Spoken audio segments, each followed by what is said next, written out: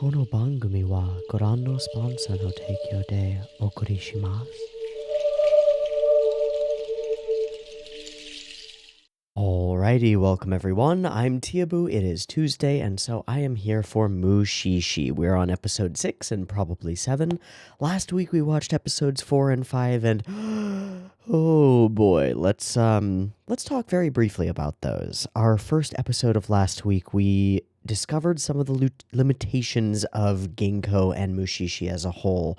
They are not all powerful wielders of incredible knowledge of the arcane and of Mushi, who can do anything. They are not infallible. They are limited. And those limitations in the hands of a human individual making human choices can lead to terrible things, even when they're trying to stop terrible things. Our dream episode was rough, but amazingly, I think, important to set the tone of the show going forward as early as it does, to demonstrate to us that Ginkgo is not the cure-all, walk into a town and save everything from every problem sort of guy. He's a dude trying to figure out incredibly complicated, super weird stuff about Mushi, things that nobody can see, and basically on the cutting edge of understanding these spiritual entities. And he can make mistakes, and those mistakes can have lasting repercussions. We followed that up immediately with episode 5, where we discovered that even people with great limitations, with partial understanding, can have lasting positive impact as well, as Ginkgo's impact on the girl and the swamp led to her salvation and the revitalization of an entire fishing village.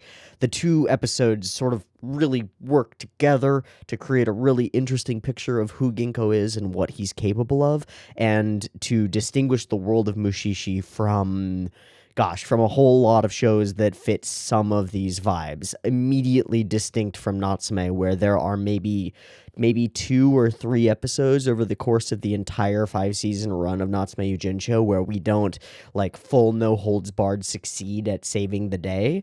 Mushishi, not so much. Everything is weird, some things are horrifying, and not everything can be controlled or contained, and that's part of the point. And it's also, I think, a more interesting lesson and a more interesting world, because failure is possible, and that matches up much better with our own experience of reality and those things that we do not understand about our own reality.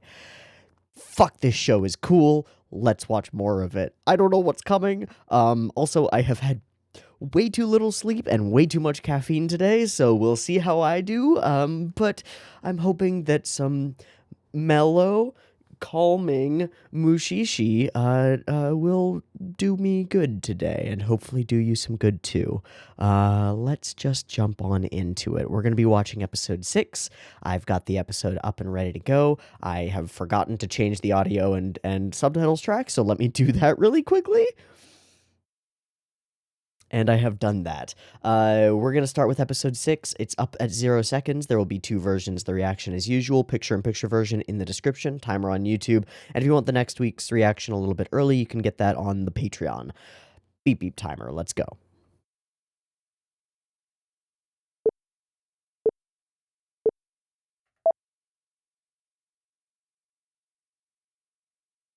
Fuck, the OP starts and it just, like, completely changes everything that I'm thinking about.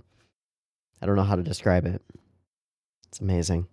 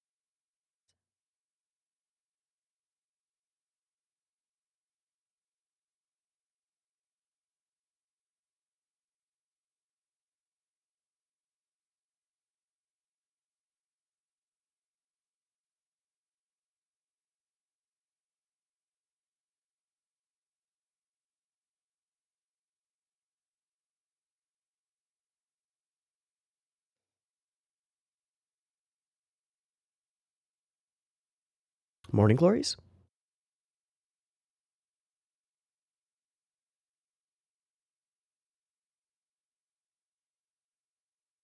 Morning glories. Are they children by the cliffside? Okay.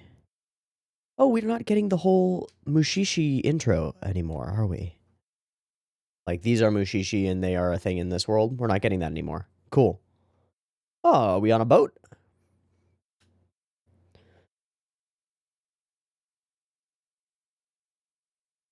Lazy bastard.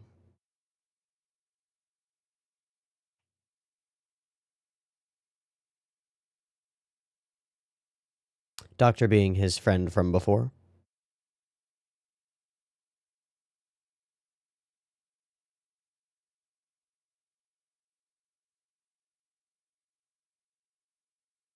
We're going on a house call? Hmm. Hanging Neck Island. I'm sorry. Those who inhale the dew. I remember being curious about that. Oh, that's why we started with morning glories.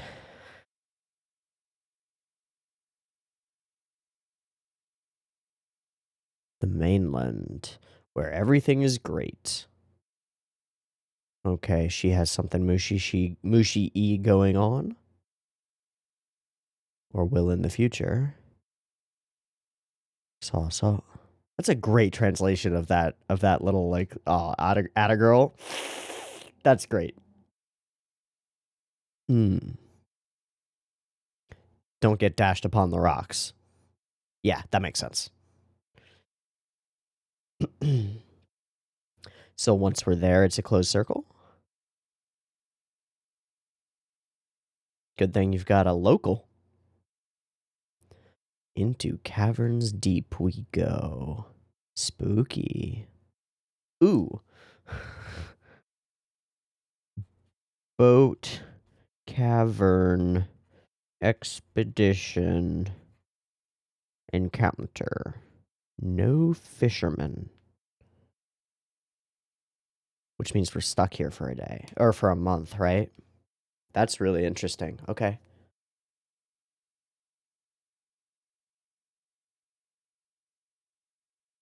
No fishing, no farming. Yeah, how? Living God?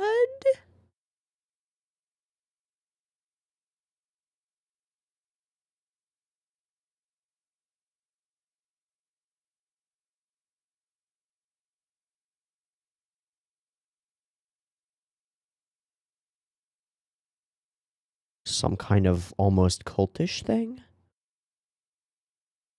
Is it your friend? Yeah, it is. She's mushi infected of some kind. But by her or by powerful people around her?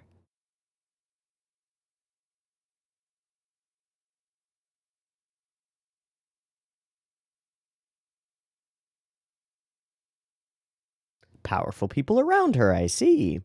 Gotta get those shifty eyes going.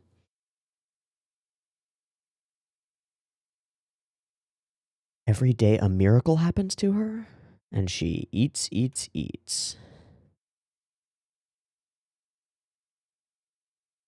Whoa.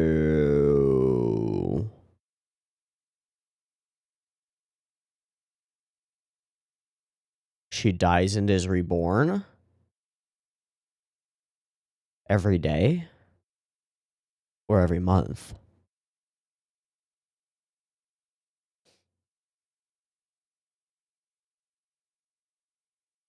Fully dies and is reborn. Mushi. Fungal. And spreading.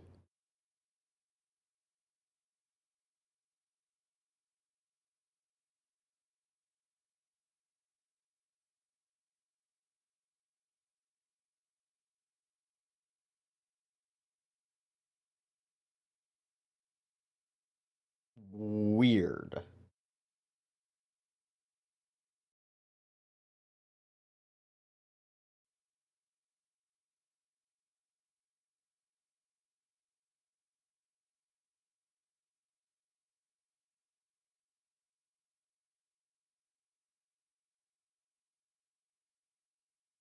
Of course.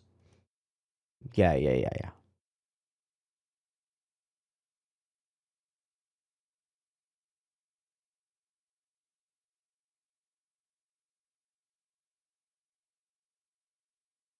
Hmm.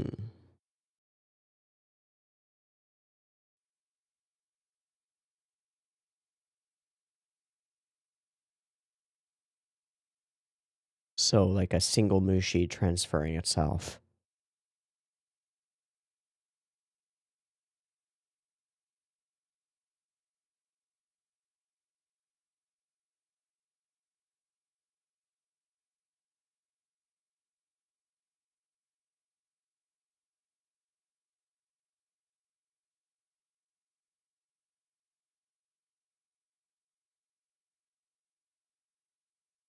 Hmm.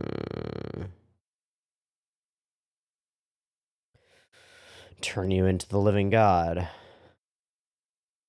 Some kind of ritual to transfer the mushi.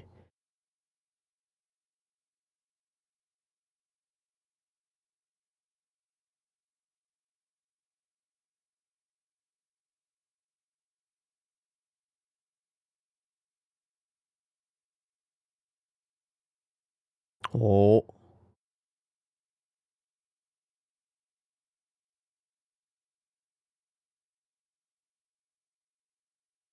Oh.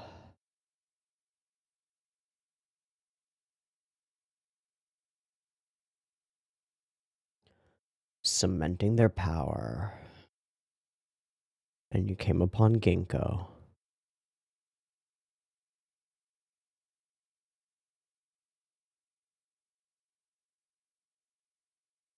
For sure. The usual, buddy. The usual. So while Mushi is at the center of this is a very human problem. Damn right. That's not going to be possible, is it? Not easy, at least. I love the rushing of the sea in the background. Oh, he just is there. Running a constant fever. And withering. Holy shit. That's scary.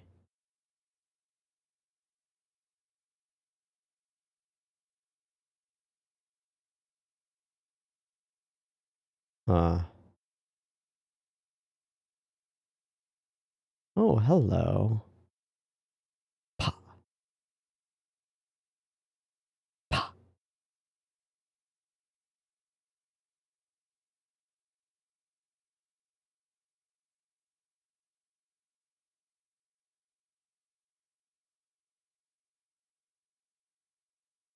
Hmm. Yeah, it doesn't... Oh, okay. So that they don't ruin the mystique. But they all die and live again?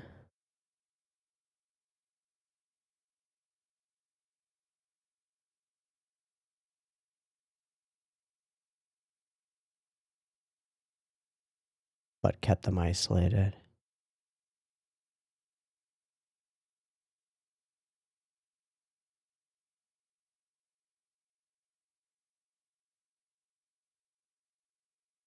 Yeah, a fully constructed religious hierarchy. They die every day and are reborn. Oh, that's such a cool scene.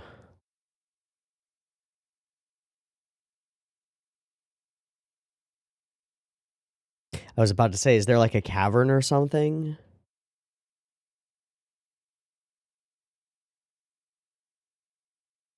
And that's where it lurks, isn't it?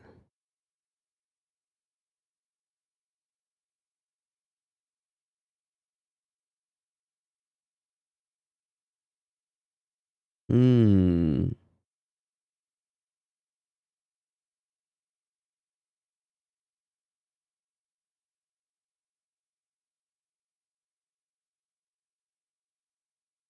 Investigate, investigate.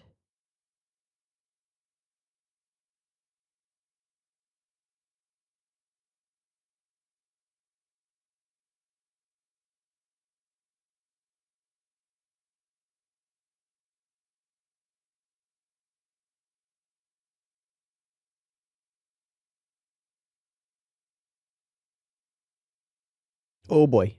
Ah. That's it. Dink. Oh, fuck. Oh, God. Oh, no. Whoa. Hi. Hello. Repercussions. Repercussions. What happens when you destroy the religious hierarchy of an entire people? That's not good. That's not good. Greed. Greed. Stability. Yeah, this place is hell. How? He's gonna do the ritual more. Shit. Not a chance in hell.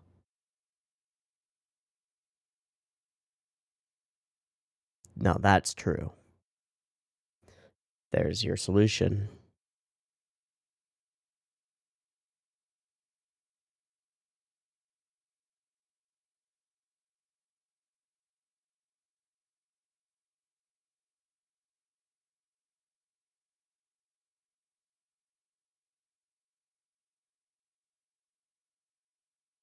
Hmm.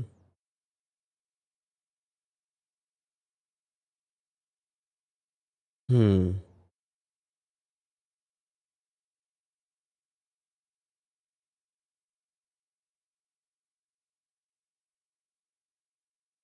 Of course.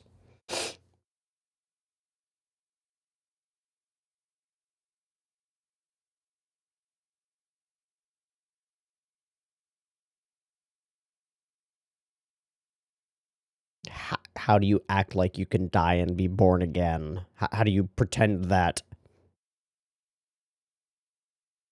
Yeah, suspecting. Tell me she's not going to actively choose to become again.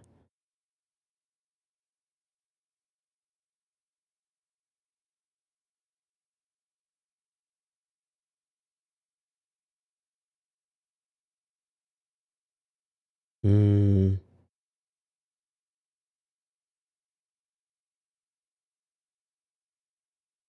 They bloom and then die like morning glories. Or bindweeds. Yes. Welcome to reality. Holy crap.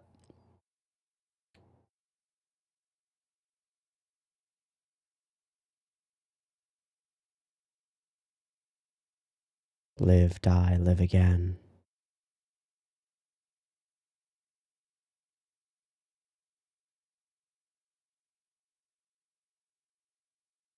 It's a cool idea. Objectively false, but cool idea.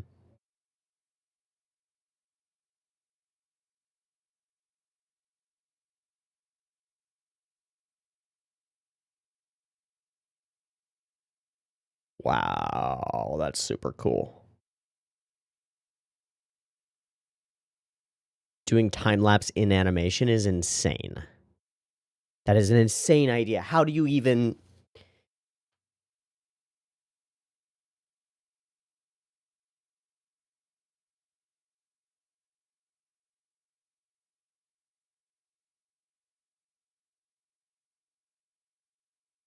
Please don't choose to re-consume Mushi and become the living god again.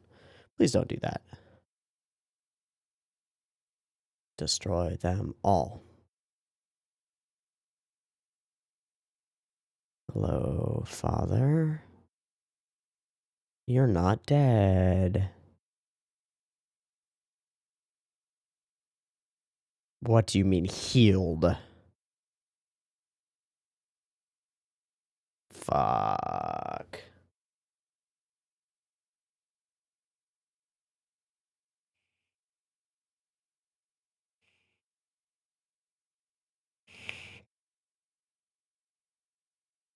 We might actually get to see Ginkgo protect himself. That could be very interesting. Keep your mouth and nose closed.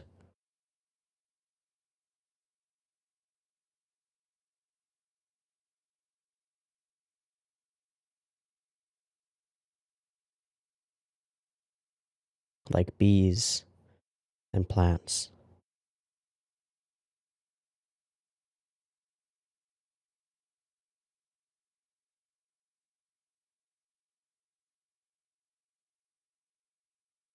Gotta go warn them.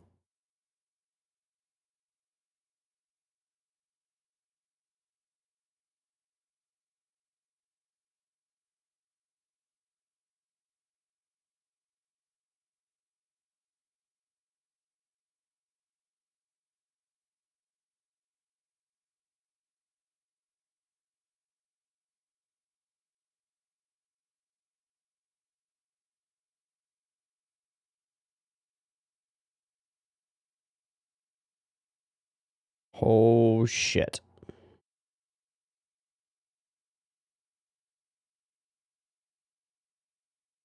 Huh? The plan is the Joestar special. Oh boy.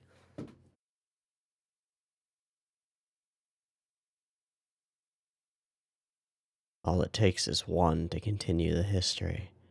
No. Yeah.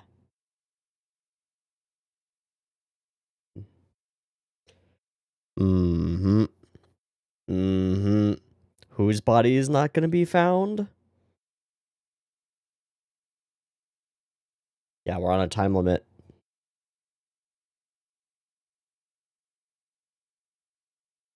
We climbing?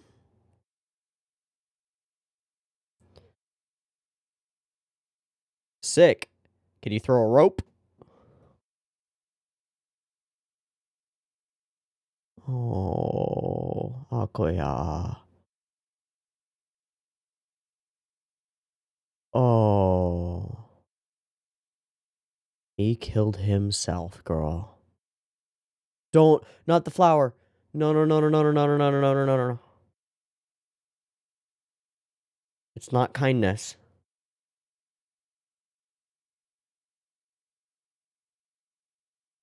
No, no, no, no, no, no, no, no, no. No, no, no, no, no, no, no, no, no. Throw that shit away. Fuck.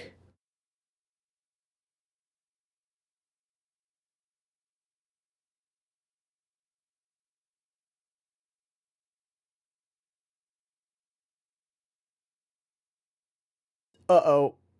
What the fuck? Yeah, that's way worse.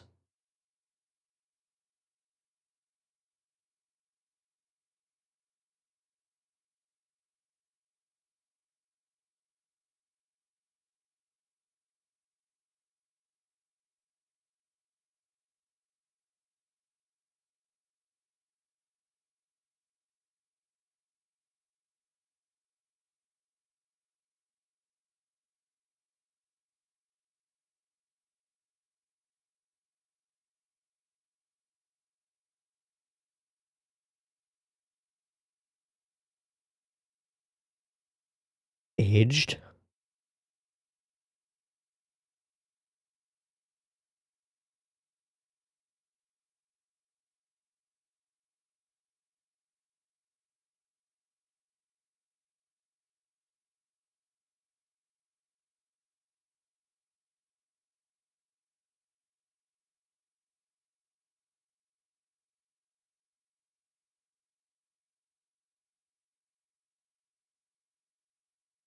Cure them all. What about Akoya?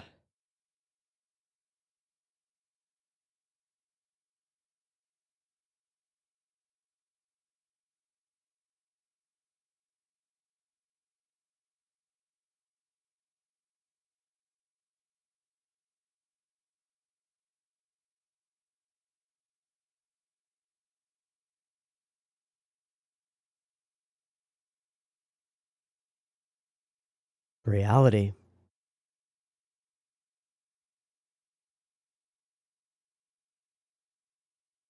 Come be a mushi-shi. Okay, or that.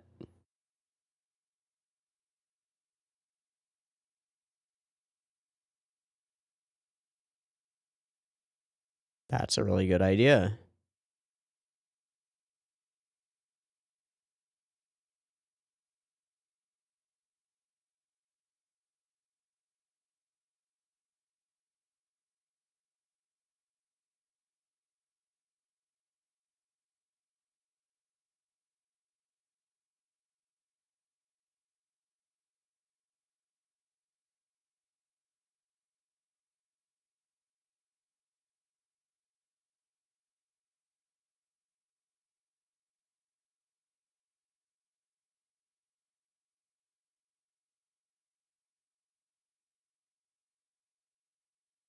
That's a filtered photo. That's awesome. What an ending line.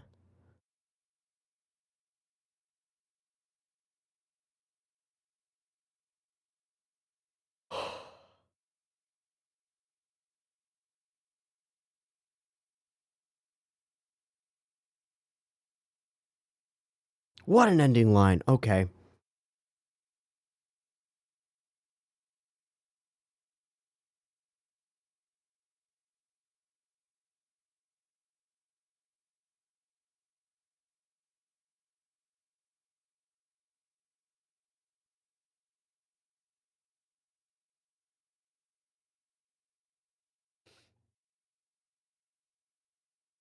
Okay. Okay. Holy crap moly. I absolutely adore this episode. I absolutely adore it. This is fantastic.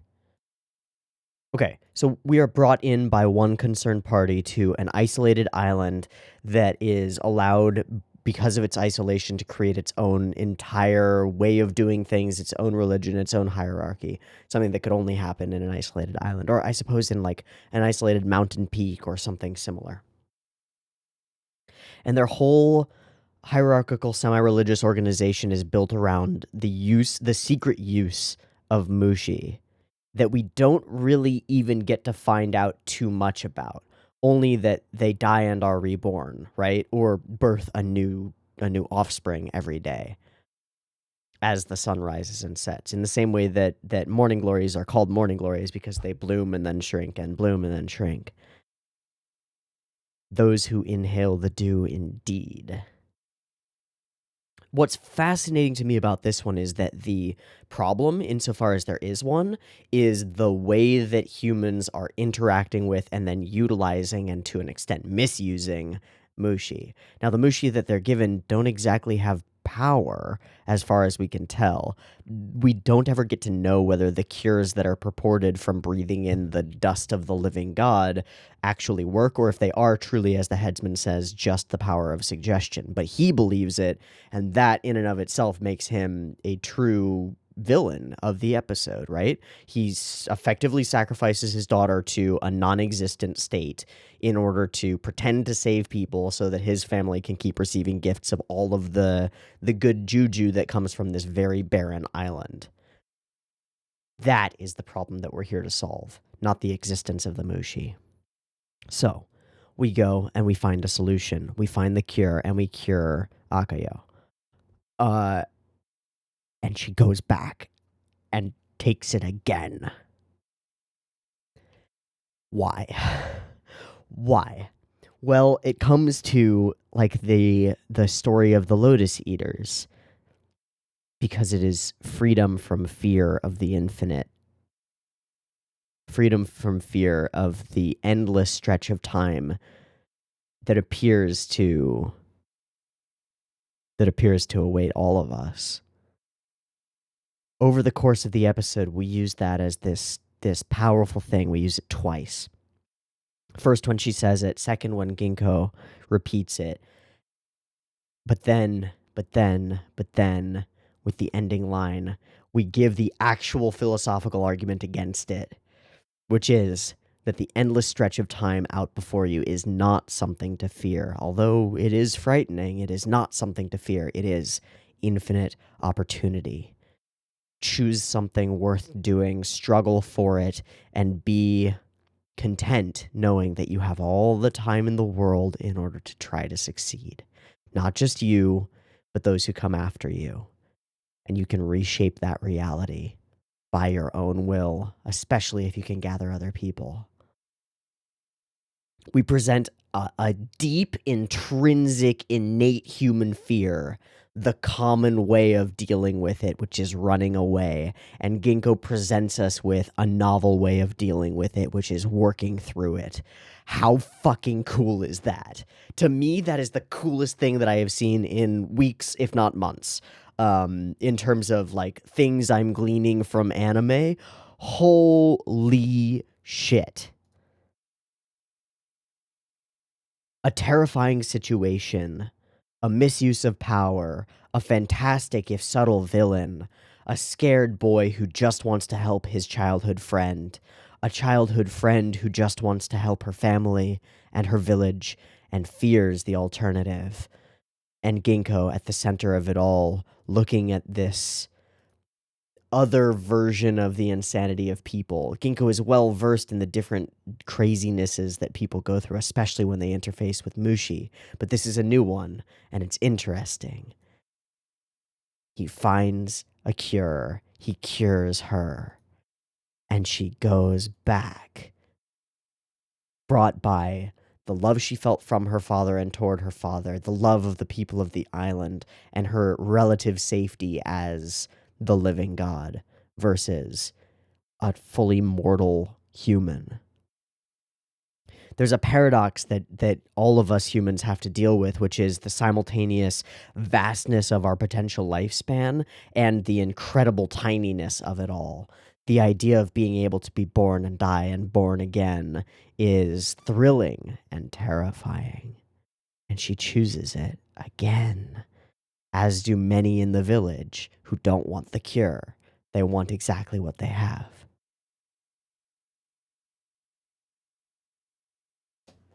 This episode nails so many elements of human psychology, uh, uh, group psychology, and then a much higher level philosophical argument around the nature of our lives and what we should do with them, which is, again, presented by the ending lines.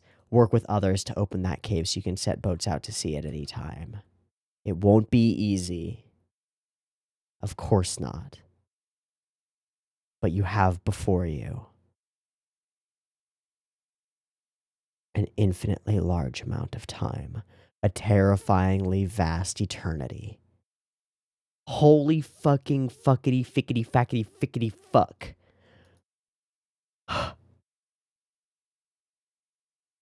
Wow. Okay, on some side notes, the visuals of the rippling currents of the water, the sunsets and sunrises in this place, the shifting of clouds, the whole sequence that is animated time lapse. I have never seen anything like that animated time lapse sequence. It's here. Yeah,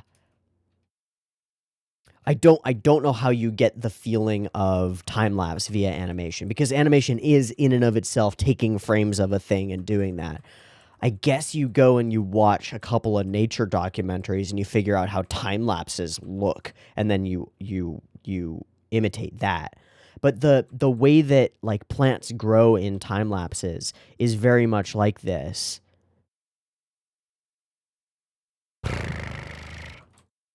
Every passing hour felt breathtakingly fresh. There are so many lines in this episode that just kind of hit me like a semi-trailer truck. Insane and beautiful. Okay, some gorgeous imagery, as has usually been the case in Mushishi. Incredible framing and composition that lends itself to the storytelling and lends itself to the character interactions in a way that is just so different from almost everything else. It feels like the people creating this show took all of the like guidebook of how to anime and just were like, nah, crumple, throw. No, we don't need to cut corners. We don't need to avoid certain things. We don't need to smush as much as we can into an episode. We tell deeply simple stories, and we tell them mostly not through dialogue, but through visual feel and atmosphere. The ethereal term atmosphere, which we've talked about before. On a fully other note, the way that Ginkgo interacts with the headsman of the town, who probably has the ability to order a bunch of people to take their like hoes and pickaxes and smash him to bits, is amazing, and Ginkgo proves himself to be a truly near-fearless badass, although he does decide to run. But running is not a sign of fright, it's a sign of intelligence in this sort of situation. Likewise, the scene where Akoya sees her father's body after telling the villagers what's going on, and they kill him. They fully delete him. They kill him, and she says that she killed him, and she did. Not that it's a wrong thing to do, but that's a daughter who realizes she is responsible for the death of her father, whom, despite everything, she absolutely loves, obviously. Because to her, he has done nothing but good, and from her perspective. Although I would argue that infecting somebody with a mushi and removing their ability to be conscious is a bit of a problem. Not to her. The number, like, with a cast of 3 characters plus Ginkgo, right? Nagi, Akoya, headsman, random villagers don't count. They just don't. They're just there. It's like, oh, there's a village. But there are 3 characters in this episode plus Ginkgo. Nagi, Akoya, headsman. We are able to demonstrate so many more perspectives of different real people that really feel real. How? I don't know. I give up. I lose. Mushishi wins. The show wins. I don't know what kind of game we're playing. I don't know what the stakes were. I don't know what the goal was, but my goal was to interpret it, and I have failed. I have no idea. I have no idea. This is so far beyond me that I do not understand how this was put together the way that it's put together.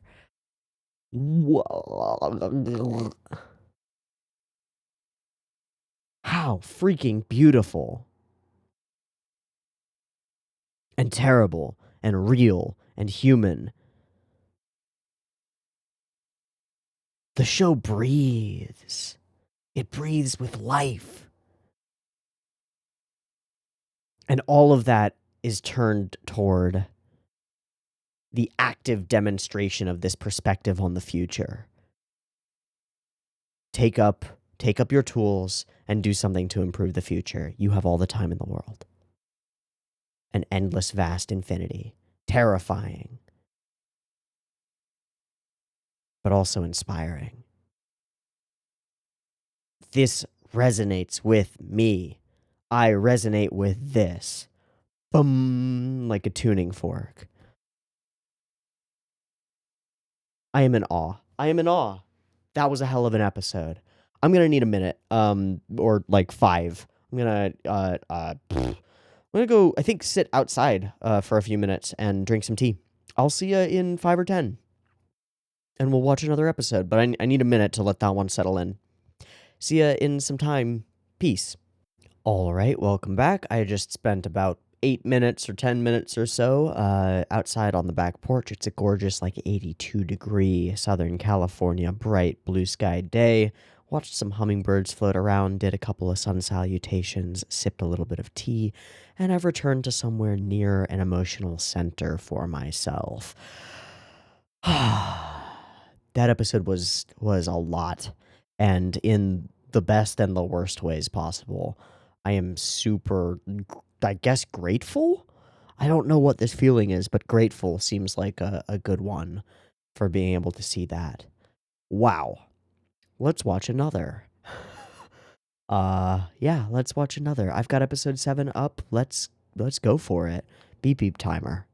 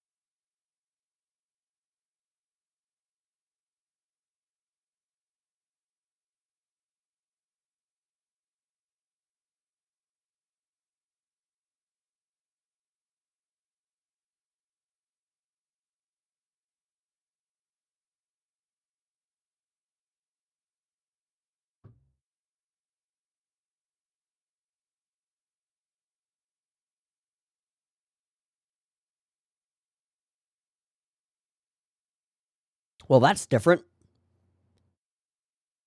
Flowers again.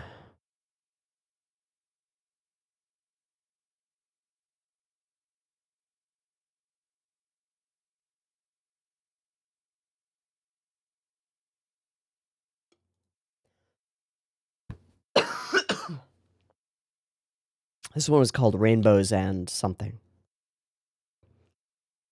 So he is literally chasing rainbows? Okay. Pot of gold at the end. Weebity. Raindrops and rainbows. Sorry, I've got like something stuck in my throat, which is why I'll probably cough more. That looks like a ginkgo. Yep, I see white hair. Hey, buddy.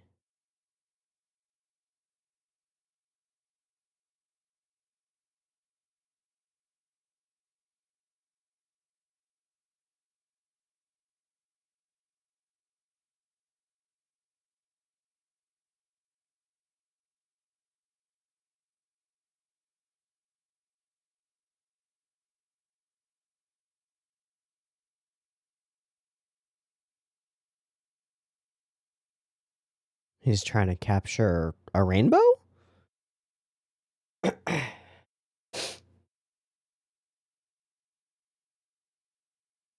mm. hmm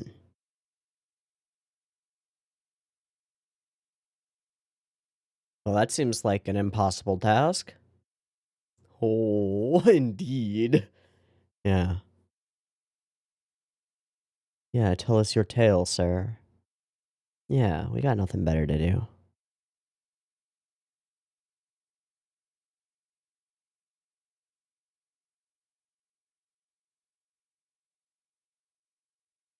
Oh, your father.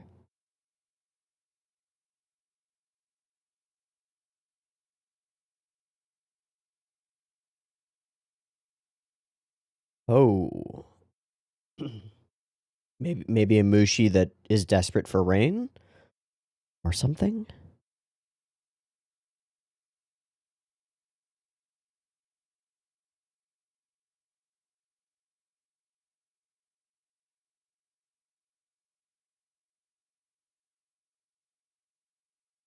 That's pretty fucking awesome. A little annoying, but...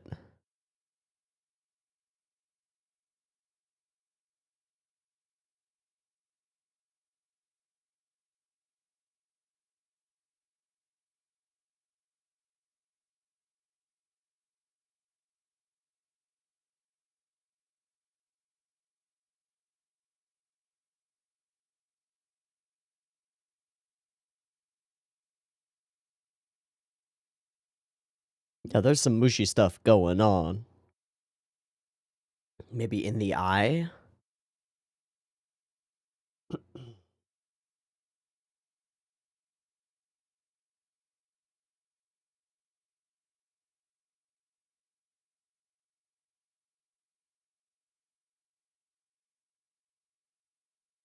Well, it's not. Yeah.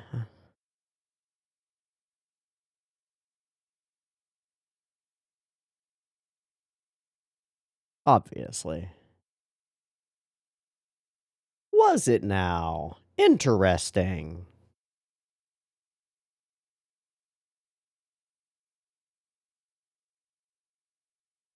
Mm-hmm. Hmm. Gotta try. What about a rainbow bridge?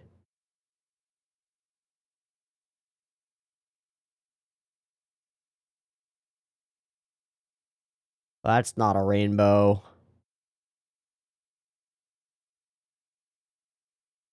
That's not a rainbow.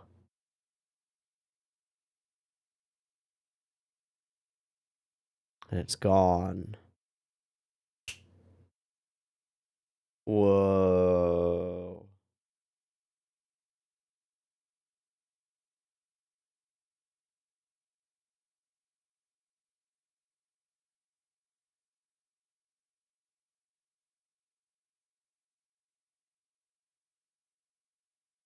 Mushi.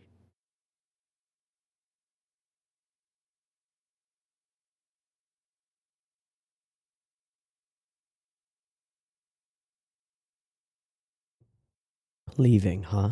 So he's chasing it.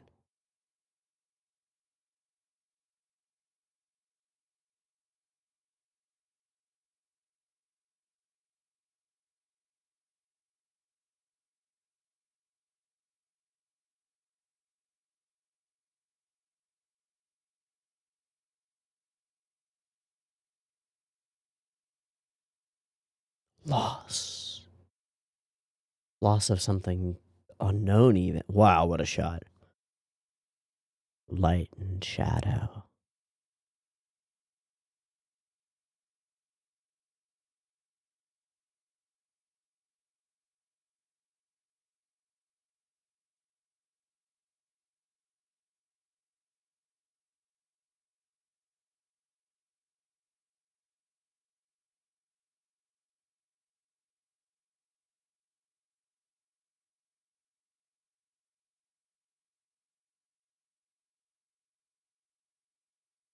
Fucking great. Cut.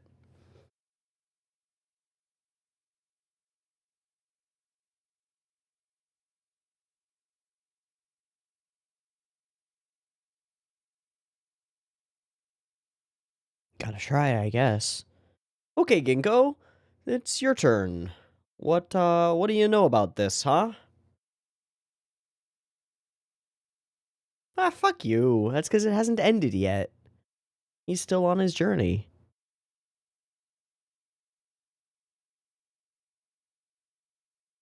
Gonna follow him?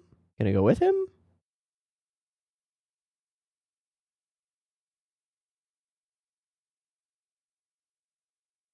Hmm. Oh, obviously not. Oh, a rainbow snake. Oh,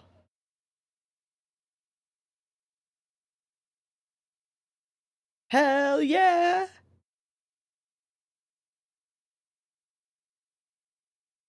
No, it's not gonna be useful. Well, crap. Yeah, follow the dude who seems to know what he's talking about.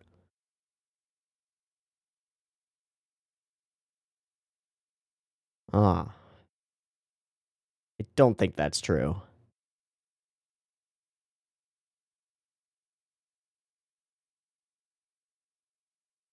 Oh,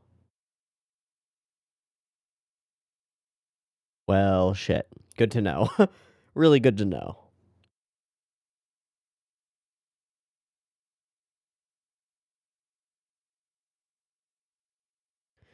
You wouldn't believe me, but it's literally what I do. Liar.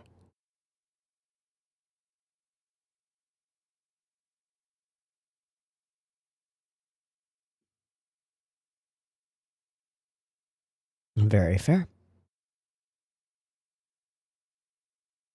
These landscapes are fucking awesome.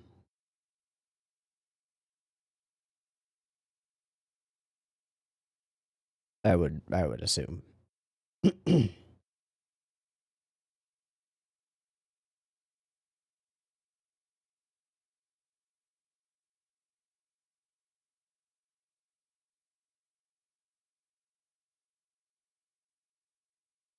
Yeah, you're an expert. You're great. We'll follow you. Let's go.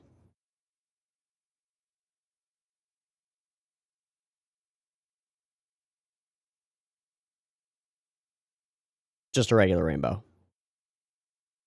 We're looking for red on the bottom, violet on top. Crap.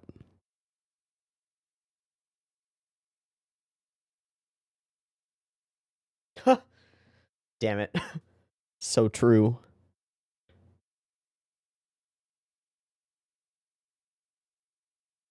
Oh. Is your father still alive?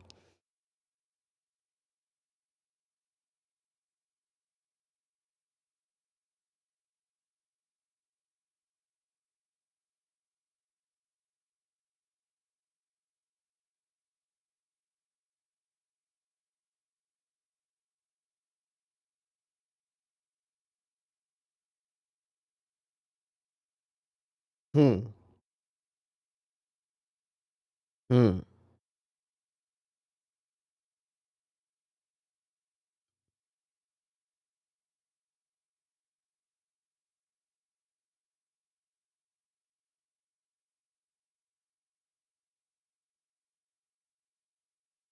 You want the rainbow for a bridge.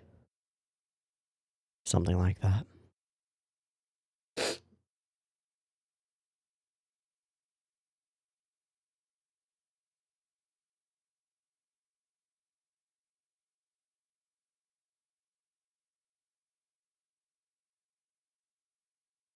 Hmm. That's why I was rubbing that.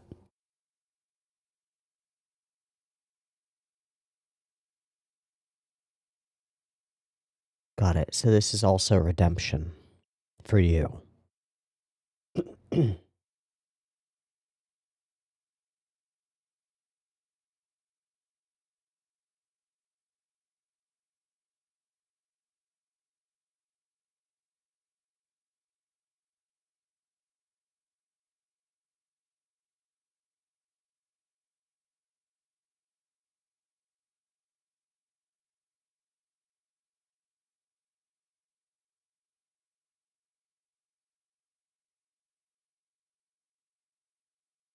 Prove yourself.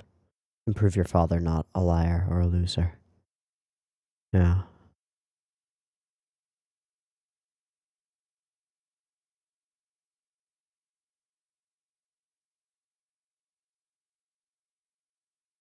You did say precisely that.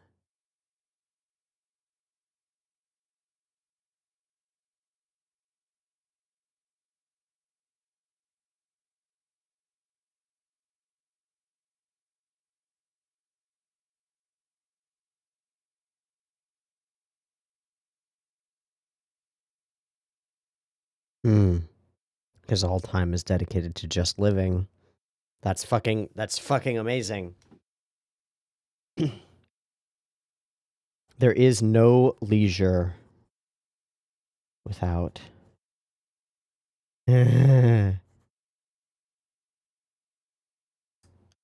Oh, that is harsh, Ginkgo.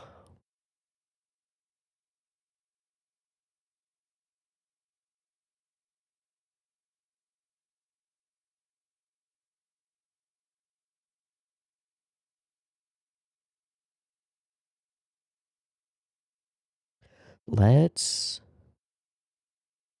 Well, hopefully we find a rainbow before that.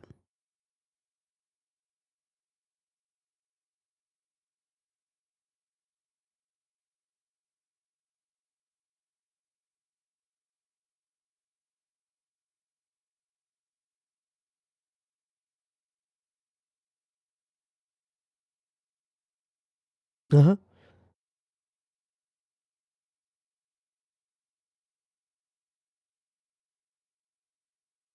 Huh. Uh huh.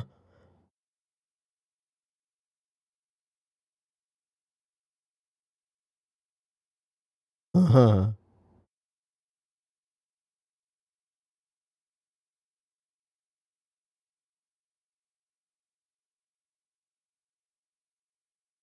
Getting real thirsty out here.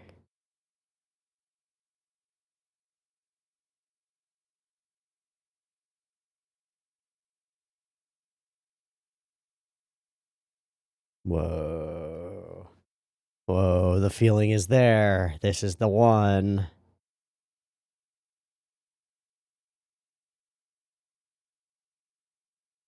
That's got the reverse colors.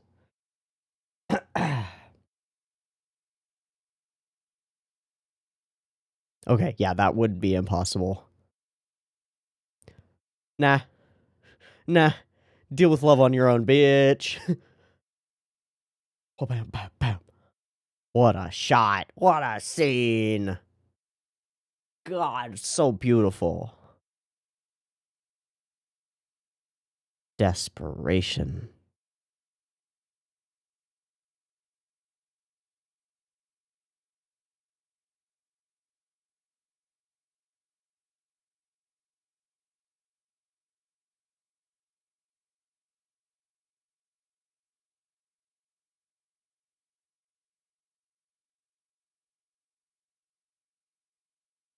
I'm expecting it to appear on his hand.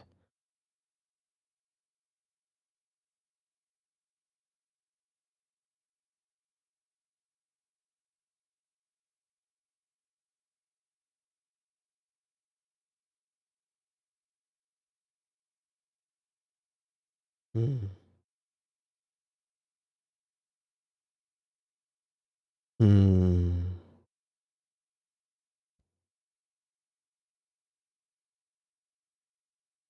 So will this be a success or will this be giving up on an impossible dream? Oh.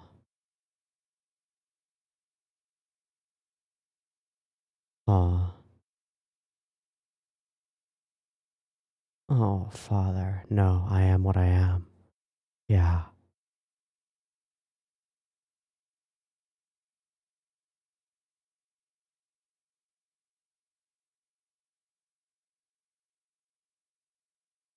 But you won't and you know it. Not without something impossible. So he cannot return.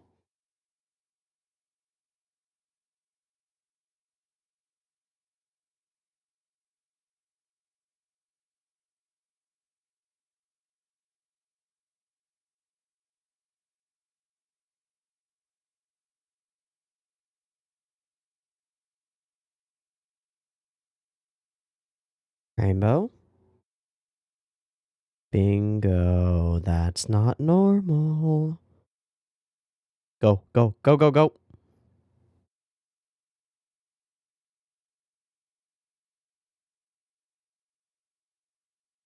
The frantic rush.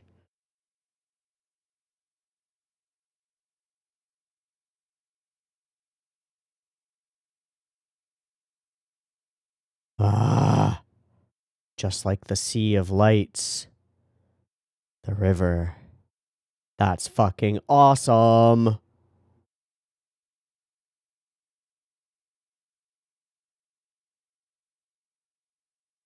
He's out to find himself. Don't touch it. Don't touch it.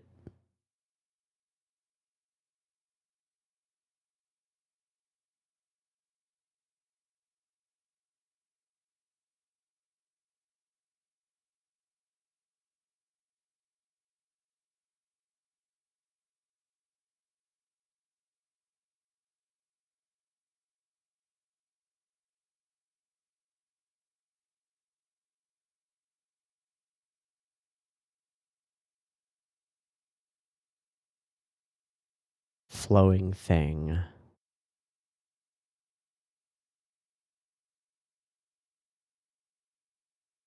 Because they move.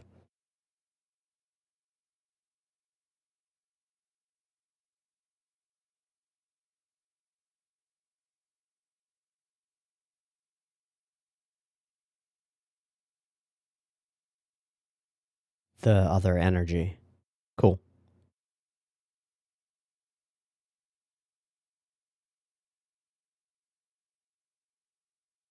Related to the floods of the village. Ho. Ho. They're prime movers? Oh. Like your father was.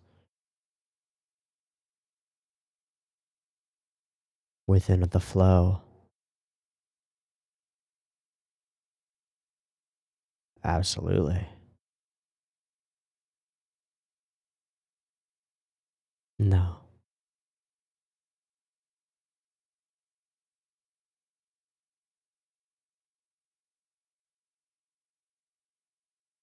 You found yourself in the recognition that you didn't need to seek it elsewhere.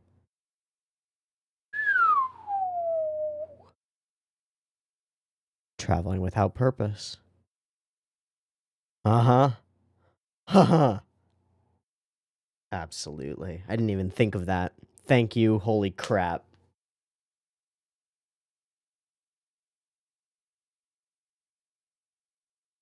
Hmm.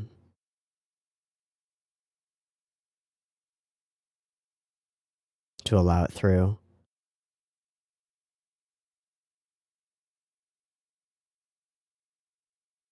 That's fucking awesome. Literally goes with the flow.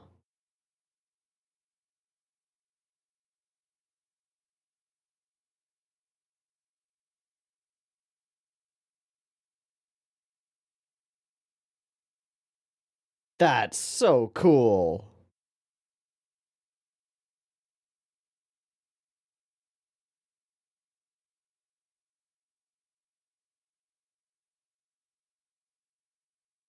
That's so freaking cool. What a freaking cool episode. Just the talk about purpose is enough to make my day. If my day hadn't already been made tenfold by the previous episode. What the hell? How is this so dense with interest? With interesting things? How?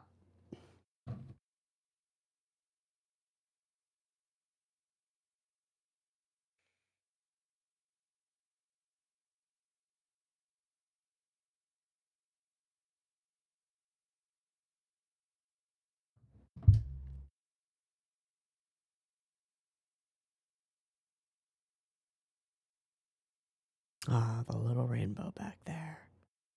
Passing through.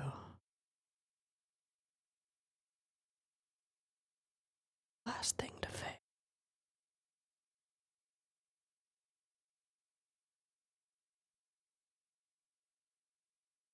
Where sea meets man. Okay. I like this episode a whole lot as well. It's not as mind-bogglingly blow my brains out my ears sort of explosive as the previous episode, but there is some shit here. Just the life story of this guy Koro, who is unable to achieve what he thinks is expected of him, and eventually ends up searching out something impossible. This idea of going on living just for living's sake and thus setting a goal, and then the way that they discuss it. Traveling about is not an easy life. Sometimes I do want to take a rest. And this is so insane. Sometimes I do want to take a rest. When I feel that way, I set a goal like this. I do the opposite of resting. I set a goal, a purpose. Why? Because that creates some leisure time like this. Those who live for living's sake have no leisure time. It's a tricky bit of wordplay, but it rings oh so true, doesn't it? If you're just living for living's sake, then every moment that you are alive is work, right? Even if you're spending your time indulging and doing nothing, it's all work. I think a lot of people over the course of have realized this as they recognize what a life without purpose feels like. Because it's hell. It sucks. There is no rest if all you're doing is resting.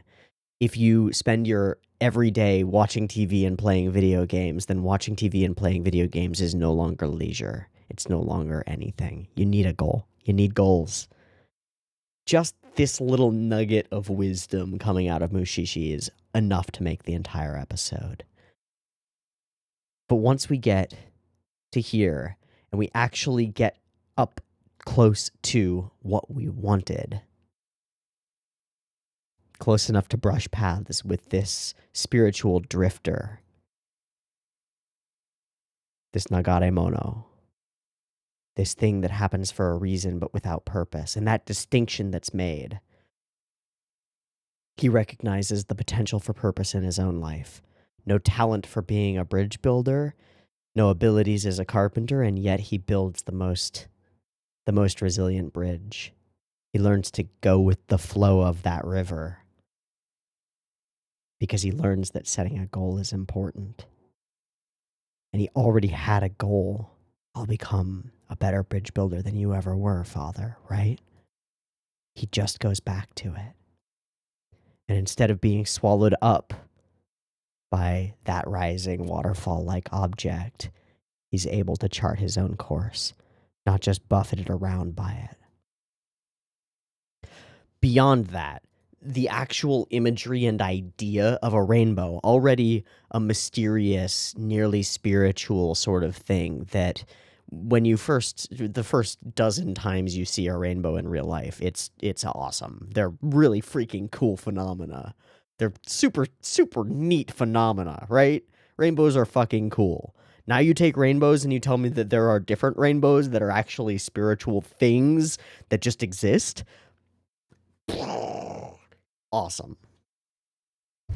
But it's that interaction in the cave, the talk about purpose, that reveals something about Ginkgo, and it reveals something about Koro, and it reveals something about life itself.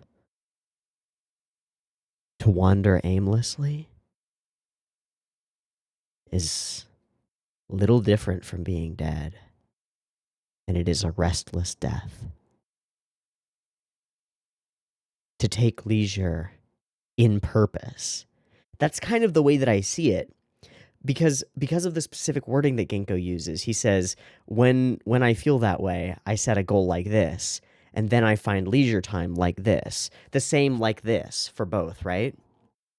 And so it's as though he's saying that finding an odd purpose like this is the leisure. It is the fun. Something about that rings oh so true to me. Like learning to draw when drawing is not your profession, or learning to write, or learning to understand something, or becoming stronger by going to the gym, or whatever. Those things which are bound by a purpose are themselves the most powerful form of leisure. That works to, like, that again, tuning fork, that resonates with me. Wow. Wow. Wow, wow, wow. That's all I got. All I got from here on out is wows. The rainbow imagery is gorgeous. The skies are gorgeous. All of the landscapes, rain trodden as they are beautiful. Once we get into the dry area, that's gorgeous too. The interaction with the first dude who's there when we first meet him is fantastic, and the disbelief. He's just like, all right, cool story, bro. Leaving later. Amazing. But Ginkgo takes him seriously, because of course he does. And Ginkgo finds purpose in following him until the end. And he finds purpose in following the rainbows. Until he realizes that that's not really a purpose. It's just a passing diversion. And so he chooses leisure in something else, in actually pursuing something of import. Fantastic. Excellent. Super fucking sick. This show is amazing. I think that's all I've got. I like this episode a lot. It's not again, mind-blowing in the way that the previous one was, but gosh, each episode has its own impact. I love this show. We're not even very far into it, and I can already tell you that 100% there is nothing like this. Amazing. Okay, I've been Teeaboo. This has been Mushishi episodes 6 and 7. I hope you've enjoyed them as much as I have. If you've got more thoughts on these, I'm a little discombobulated, so I'm not doing my best work by any stretch of the imagination. Throw them in the comments. I'll read them. We can discuss them. It'll be great. Otherwise, I'll see you next week for more Mushishi. Peace.